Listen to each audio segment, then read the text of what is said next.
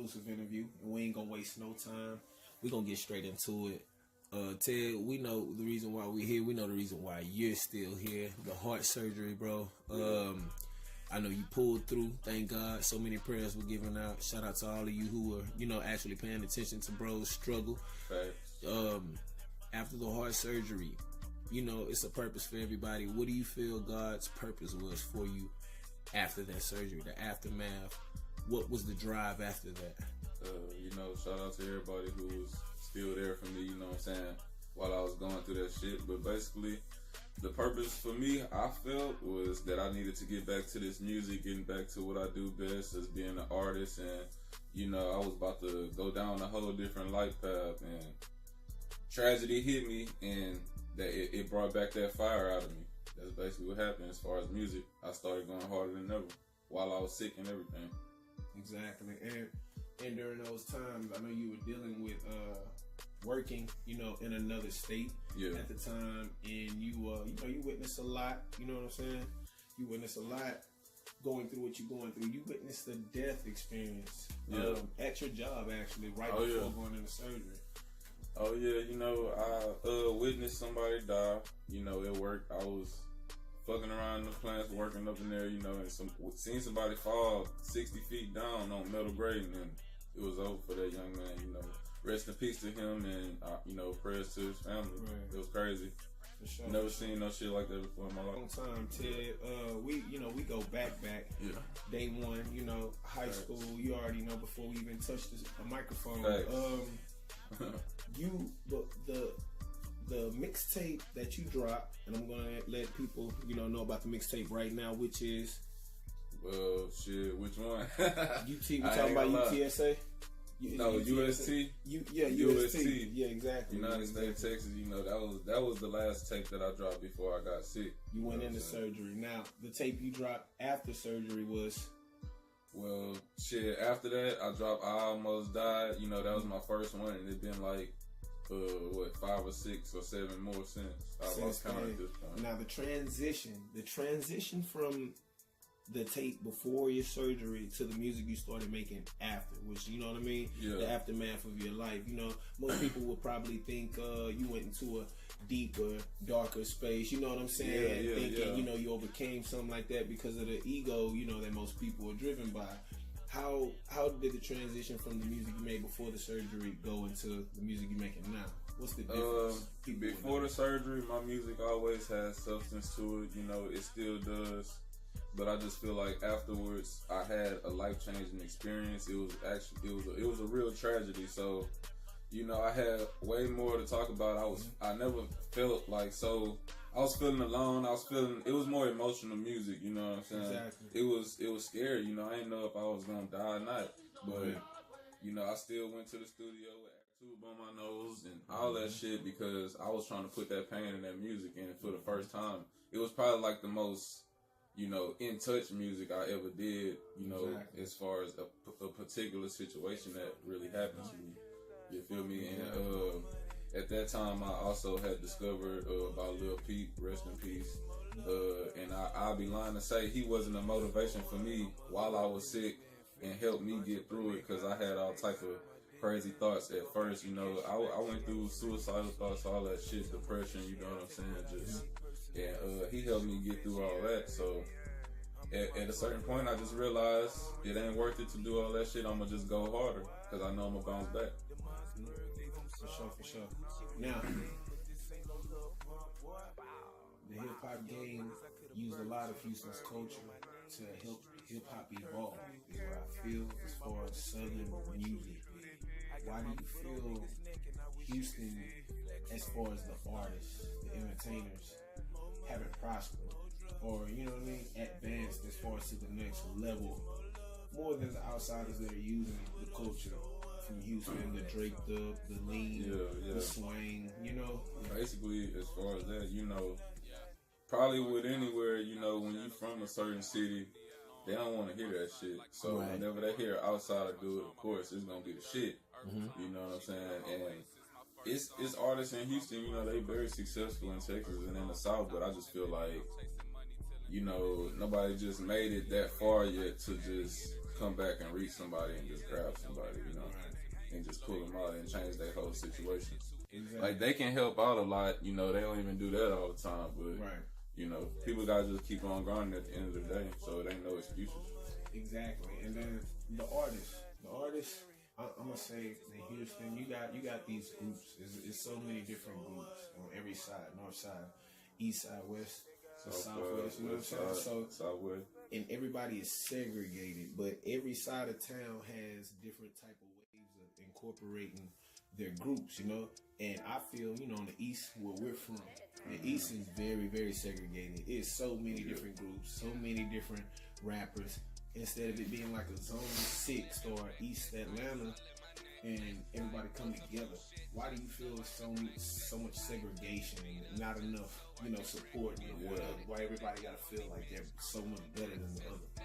I just think nobody wanna help you until they see you make it, or until you making some noise. That's what I think it is, you know. And shit, bro, if you know somebody, you know, they don't want to see that shit because they want to be in that position. Exactly. But when they actually do start seeing it, that's whenever they start showing love, and by that time it's already late. Yeah. But it's just, I don't know, the hate just gotta stop. People don't want to work together. Exactly. And there's no reason, you know. I can't even say why, because there's no reason. Exactly. There's no reason. They just don't want to. Now the money thing, I know, because me as an artist, I feel like if I'm on a song with a producer and I have to pay him, I want to get the feedback of your credits. You know what I'm saying? So let's say, okay, you did a song for Wiz, you did a song for Currency. You know what I mean? You have credits to where you can say, man, these guys actually bought my songs. You know what I mean? I'm not going to give you one for free. But you got guys out here charging $300, $250, and they have no credentials. You know, they haven't even worked with any of the local artists and, you know, gotten, let's say, a Lil Keke on a song or Slim Thug to buy into a beat. Why would you feel like a underground artist will buy into your beat? You know what I mean? So do you think that's a problem? It's like we don't want to invest into, you know what I mean? Like something that's not going to give people us got like a certain complex about themselves whenever I feel like they know they talented. You know, they feel like they feel like they'll learn everything and they this good, so they deserve this already without actually just doing nothing. You know what I'm saying? Like It's more than just sitting on a computer screen all day. Like, you gotta go out and meet people, hand off your beats and stuff, and that's how you get placements in. And just sitting there trying to charge somebody and you ain't never even did nothing, especially hundreds of dollars, you're gonna be getting paid. But we talking about, you know, local producers and, you know, people who never even barely had nobody except their friends rap on their beat. You know, I don't think you should be trying to charge people, because you gotta come up with somebody at the end of the day. Like, if you find you an artist, you come up together with them. That's how I feel. Now, as an up and coming producer with no credentials, you know what I mean? But you may have 5 beats. What advice do you give them as far as getting their name out there and connecting with artists, talented artists, not just any artists? What kind of advice would you give them as far as up and coming producers? Find you somebody that's consistent, that got something going on. Not even necessarily with the biggest following, but just somebody who you know gonna drop songs every week or every day or however he do it. Find you somebody, link up, and y'all get to work. Like, get to work. Don't worry about money. You let that shit come. You earn that. You know what I'm saying? That's what a lot of people don't do. They don't want to earn that shit. They just feel like they good enough to already be. Everybody can't go from high school to the pros. You feel me? Exactly. Now, and that's what it all comes down to. Now, we talking about culture. We talked about the Houston culture. Now, everybody has their own type of culture that they like to indulge into as artists. Whether it's painting, drawing, making music, you know, all of that is artistic. You're venturing off into fashion. I see now with Vita Mob clothing. Yeah. And, shout out Vita Mob. Yeah, we just seen the new photo shoot or whatever. You know what I'm saying? And we help promote that and shoot that. Commercials. If anybody need that, y'all get at us. What's your purpose for crossing over into the fashion? And like, what are you exposing with this fashion? What made you want to? I want to be a part of that right there. Like, I'm fucking with that shit. You know, I always just been a real creative person. You know, I'm an artist. I do music. And as far as with the fashion, it always just went hand in hand. So whenever my boy got something going on, of course, you know, me being a creative person I am, I want to design, you know what I'm saying? I want to do stuff like that. It ain't nothing. I don't want to be a model or nothing, but right. I want to start something that means something, you know, that can actually touch people in the streets or from the streets or, you know, just anybody, everybody. Right. Exactly. So like, it's a lifestyle, you know what I'm saying? It's a part of the whole lifestyle, music, fashion, just the culture, you know what I'm saying? I gotta have my input. That's how I feel. Exactly. Now you're actually incorporating your style in the things that you draw up. From what we're told, CEO, you know what I mean, told us that you are sending actual drawing pictures and then they're incorporating it with the brand. So you're actually designing logos. Designing logos for it's gonna be Vita Mob clothing, you know, it's gonna be the Ted Shine series, I'm gonna call it Broken.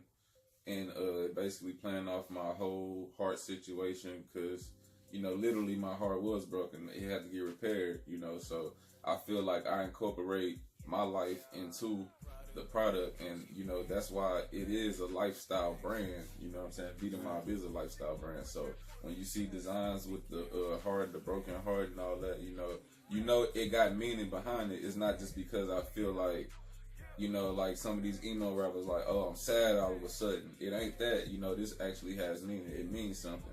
I'm broken. And, you know, and the 3Ks backwards in the middle, that mean a lot too. You know, that's symbolic. We in America, we black, you know, it's a lot of stuff. It's real to me, you know. Exactly. So I just put it down on the design and we're going to put it on some clothes and we're going to get it moving. For sure. Now, are there any artists out here that you have made beats for recently? Any names? Yeah. Names around the local area? Yeah, I got a beat out there with my boy Swede. He another up and coming artist from the east side, you feel me? And sent him a beat pack. He was liking that beat, sent him the files. He actually got Propane on the track, well established artist in Houston in the underground, and you know, that's like kind of my first official placement, you know what I'm saying? So, shout out Sweet for that shit. Shout out Propane too. Yeah, that's funny. That's funny like this. So, hey man, you already got it. LIVTV at LIVTV. That's on Instagram. You need y'all to at Ted Shines on Instagram. Ted Shines TV on the YouTube. LIVTV. Trill Young Low on the YouTube. Man, we got so much shit coming up. But if you seen this video, it's because you probably supporting and you fucking with it very, very tough. And I'm glad you watched this shit all the way through. Keep supporting, because y'all know we real humble guys and have been doing this for a long time. Like, I mean, if y'all fuck with us the long way. So, salute to all y'all. We out.